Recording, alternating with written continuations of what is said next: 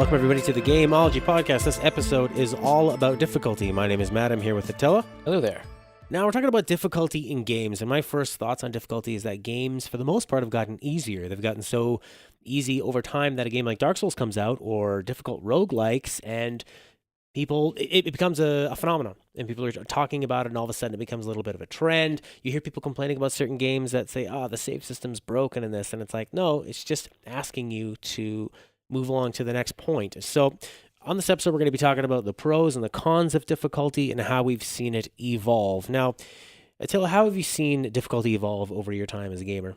Well, I've definitely seen sort of an increasing trend towards making games more accessible to larger markets. That's just the sort of inevitable march as games become larger and larger projects.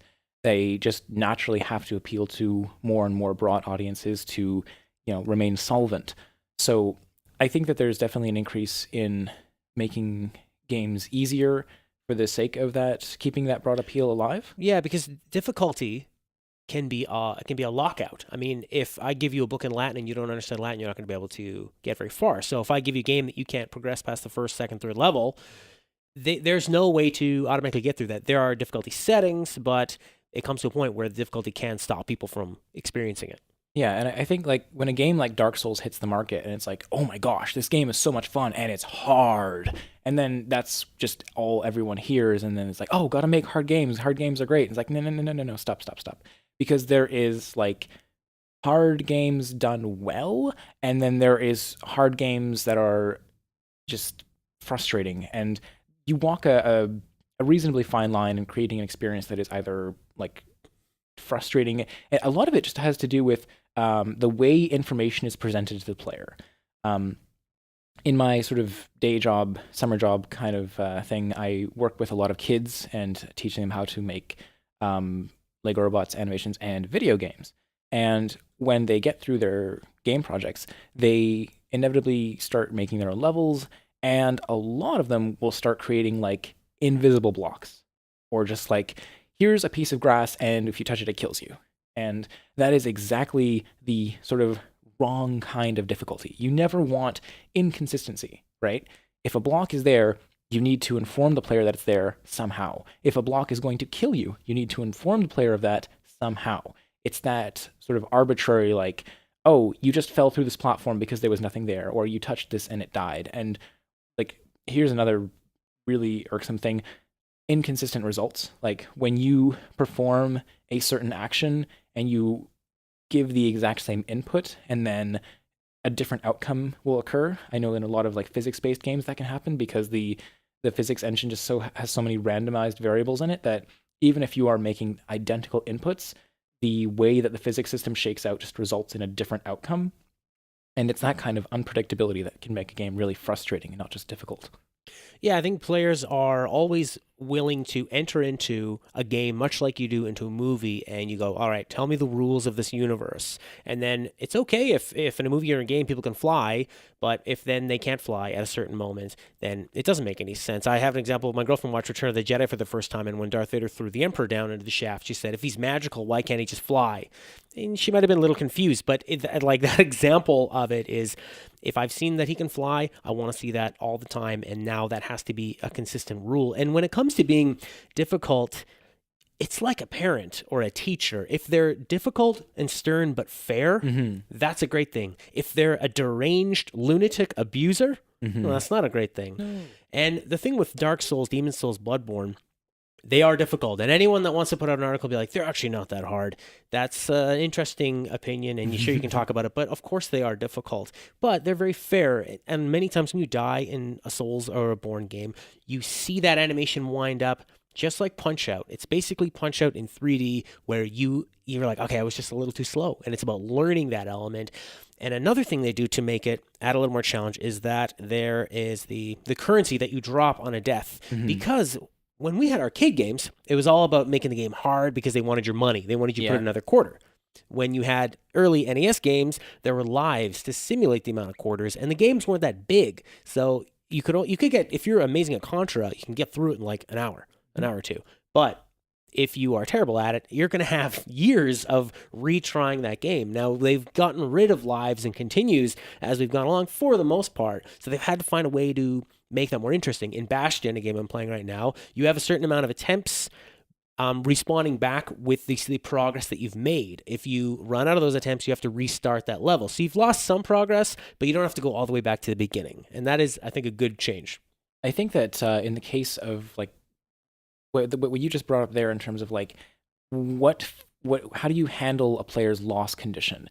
And it's a very interesting question where like how the reason that you should be sending a player back is so that they can get another shot at it. And the only time that you want to like outright kill a player and make them repeat a level is if starting from the beginning of that level will somehow give them some benefit or some alternate way of tackling that challenge. Because if you just keep dying on the same jump over and over again, it doesn't make sense to make you restart the whole level because it's just one jump. It's one hard jump and there's nothing external that you can bring to the jump. Now, if there's an item at the beginning of the level that you really should have picked up that would help you on that jump, then it does make sense to send players back that far because it's like, hey, you need this. And that's the way that developers should be thinking about death and retry states or loss conditions in their games, is how can you use it as not just a means of like punishing the player. No, you need to think of it as a way of like, how can we use this as a way to help players get through our game? Yeah, and you look at games that do that really well in terms of retrying. Limbo is a game that is a puzzle game where you're constantly throwing your character into death, but what they do that makes it so interesting is that the respawn rate is right before that last failure, and it's instantaneous. Now, one of the worst things about when Bloodborne first came out was long load times, so you would die like you're supposed to do in those games as you figure it out, but it would take so long, it can change how you play, because you're playing a little more cautiously. Now, in Limbo, you don't play cautious, you just run and you jump at something, and you die 25 times, and until you wrap your brain around this puzzle. Now, I was thinking, when you design games, do you design them with the player failing in mind?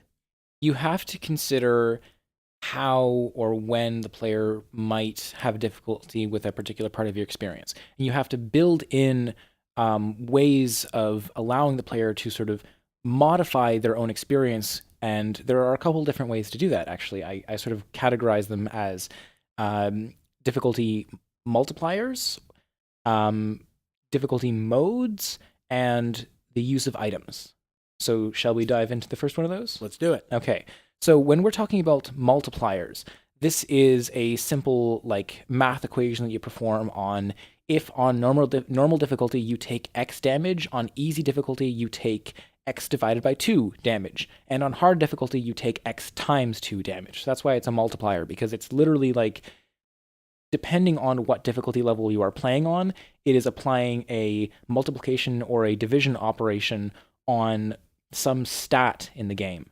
And that just, inflates or deflates the difficulty as necessary. If you're having trouble on a boss because you're taking too much damage, you swap your difficulty multiplier down to easy, and now you take half as much damage, and it's easier as a result. Now, the interesting thing about that is you're not changing the fundamentals of the game. The gameplay is still played exactly the same way, but there are some games that when you multiply the difficulty in a way, it can completely change the experience from a walk in the park to genuine interest. And games don't always need to be frustrating, intense to be enjoyable, and sometimes you are going to want different experiences, sometimes in the same game.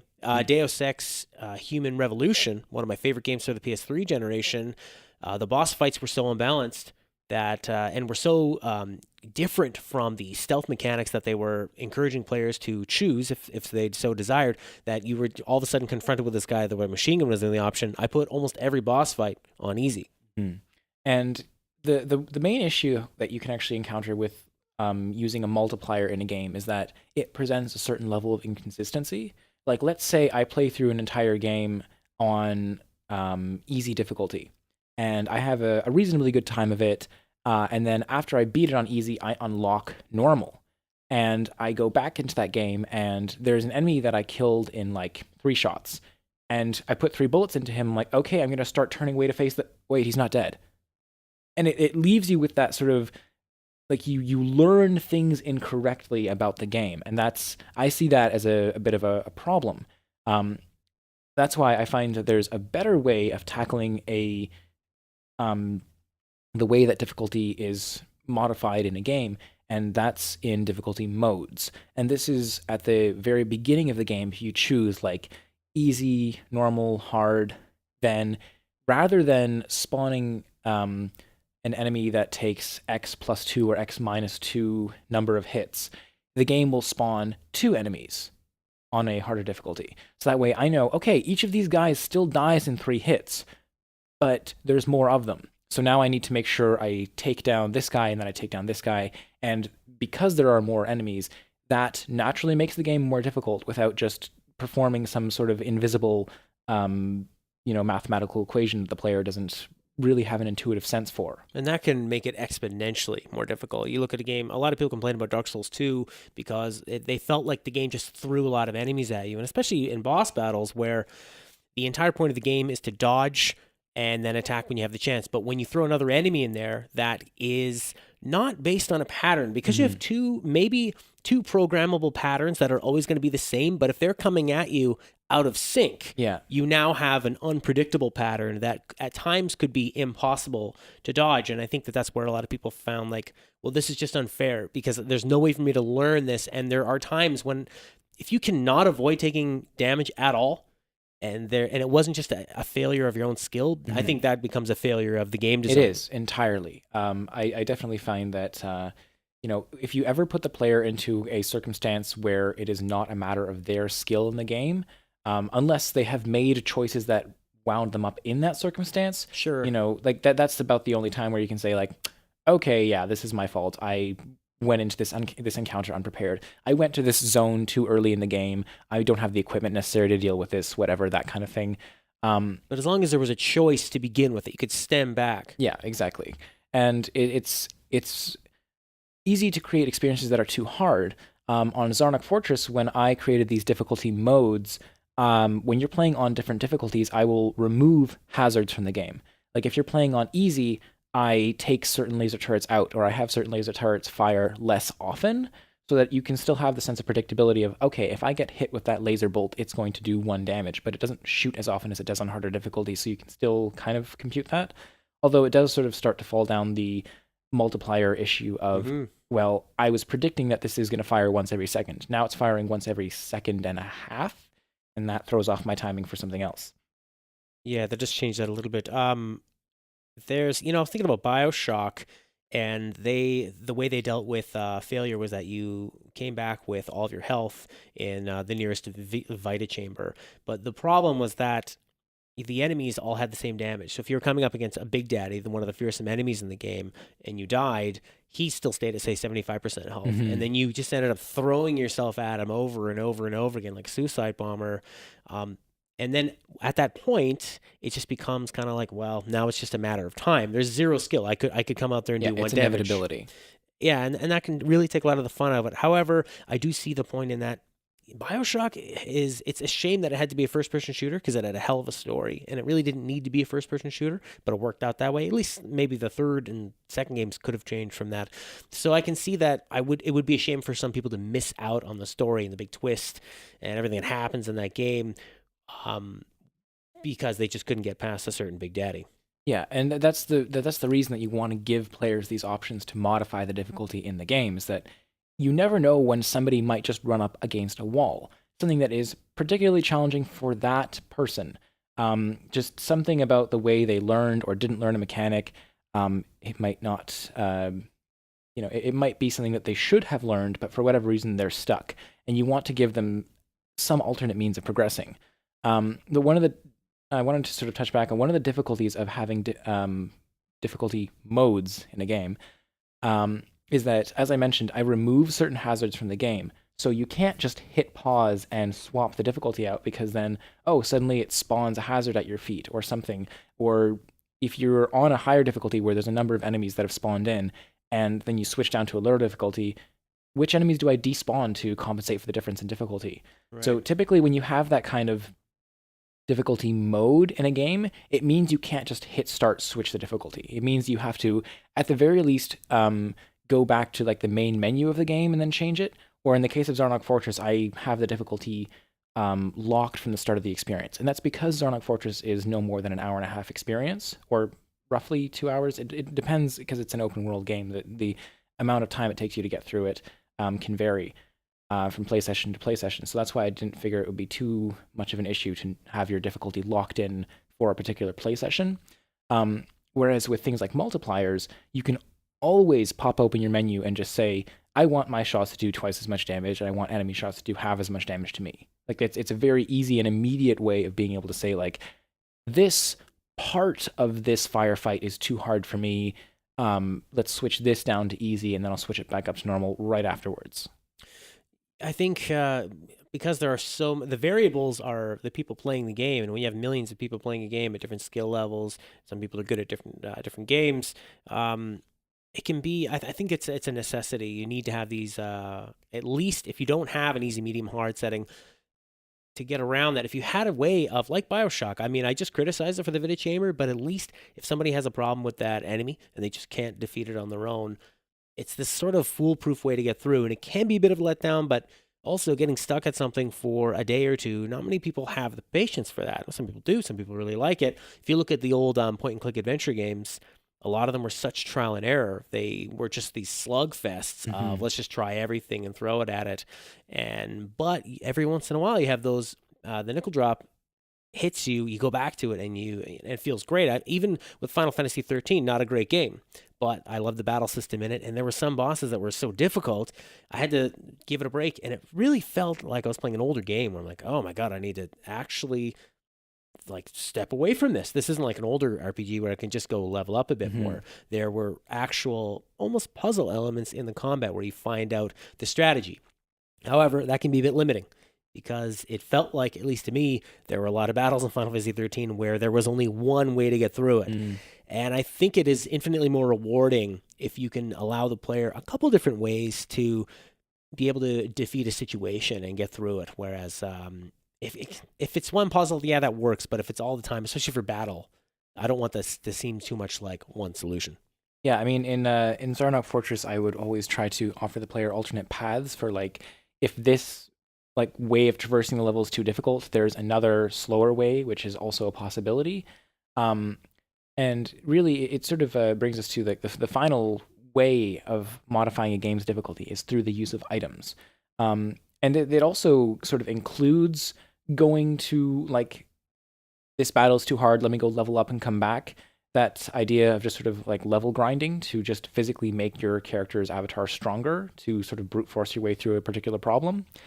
But consider like a level of Mario where, like, oh my gosh, this level, this jump is really hard to make. But if I had the the feather cape, then I could just fly over this really easily.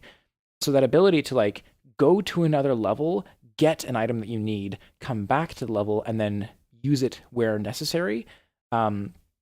That can allow players to sort of pick and choose their difficulty without going into a menu and swapping it down to easy, which a lot of people don't want to do. A lot of people see that as humiliating. It's like, I can't beat this game on normal. I guess I'm a pansy because I'm switching it down to, an easier difficulty.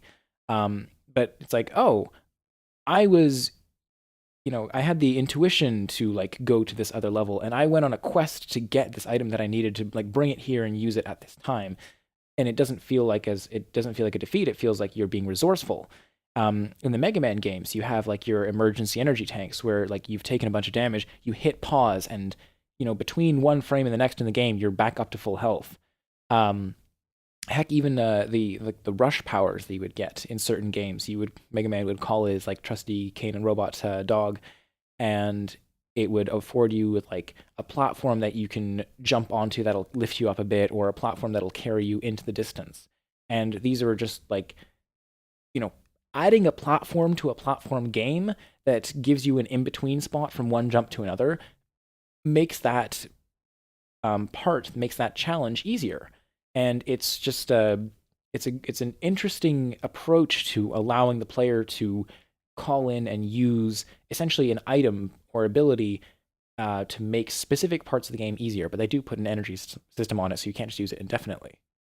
Yeah, actually, speaking about Mega Man's powers, they give you the option so that if you're to fight any of the choose any of the levels at once Mhm. and any of the bosses at once. And in a game that is so demanding as Mega Man, it's a fantastic idea, because if you're throwing yourself against a boss and you just can't defeat it, you can pop on over, you can take a break, you can play someone else, and then every other boss that you beat after that, you get one more power, so it can make that previous one you were struggling with, it can make it a lot easier. It can be the difference. I mean, there's lots of people that come up with guides and say this is the ideal path you want to take. Make sure you beat this boss before you beat the other one.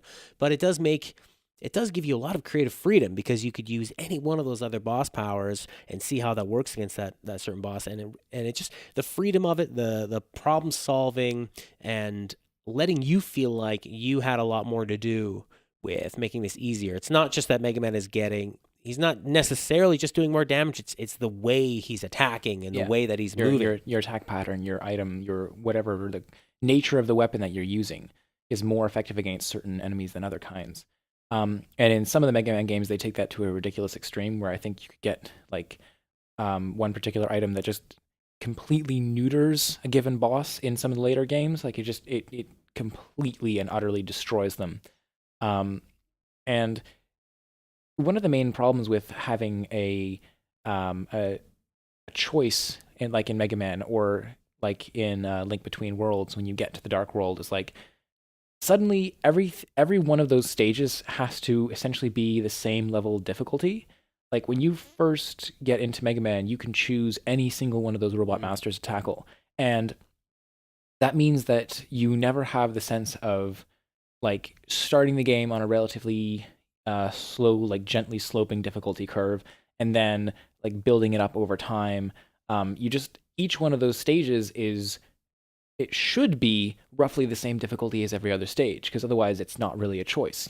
Even if you give players the ability to go to all those different stages, if some of those stages are much more difficult than others, first time players at least will be like essentially forced to go for the easiest stage first, and it just becomes a part of like trial and error to find out which of these stages is the easiest. So they should all be the same difficulty, but because they are, and because you're getting a special item in every single one of those for every one of those Robot Masters that you defeat, or even worse, in the case of A Link Between Worlds, when you're in the Dark World for the first time, the difficulty spikes. Like I've known people who just quit the game at that stage because it's like, everything kills me in 2 hits. I can't get anywhere. And, maybe they need to go back to the light world and grind for some more heart containers, but it feels like such a ridiculous jump in difficulty. And then you can get items in the Dark World that are like, make your sword deal twice as much damage. Get a piece of armor that means that you take half as much damage. And all these things that just like deflate the difficulty as it goes on. And your difficulty curve is backwards, so it like slowly ramps up, spikes, and then goes down as the game goes on. And that just seems like I'm astonished. That a game, a lot of people love that game, and there are so many things to love about it. But when I played it through the first time, I kept track of like what items you get from which dungeon, and I gave that to my girlfriend as a list for like, here, play through the game, go to this dungeon first because it gives you an item that you need to get this other thing, and so on. And I think that she had a much better experience with the game because it was a sort of like curated take on like, you could go here, but trust me, you're going to have more fun if you go here first. Yeah, it's when you're allowing the player to simply have more health. If the enemies are going up at the same time, then that makes sense, but why give them more health if the enemy's doing more damage? Why not just have neither of those things increase, and why not make the attack patterns of the enemies more difficult to dodge? Because then you're testing, do you want to test the player's skill, or do you want to test the amount of grinding the player can put in? Those can be very different games. And you look at like a traditional turn-based RPG, a lot of times the wall is not your skill. Mm-hmm. Skill does come into effect, planning the right strategy, and the best turn-based attacking games, turn-based combat games, have that in mind as well, but we all know it comes down to the big grind near the end.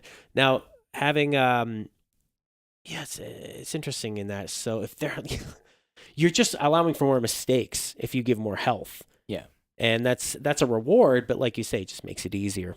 Yeah, and this is the reason that when I created Robo's World: The Zarnok Fortress, I had it is a game that I said is open world. You can choose which zone of the fortress you want to tackle first, and every time you sabotage a zone, it disables a certain class of hazard throughout the game. So again, open world.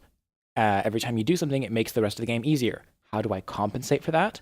With Zarnok AI, where every single enemy, as you were sort of describing, they get more intelligent over time. Their AI level starts out as 0 when you begin the game.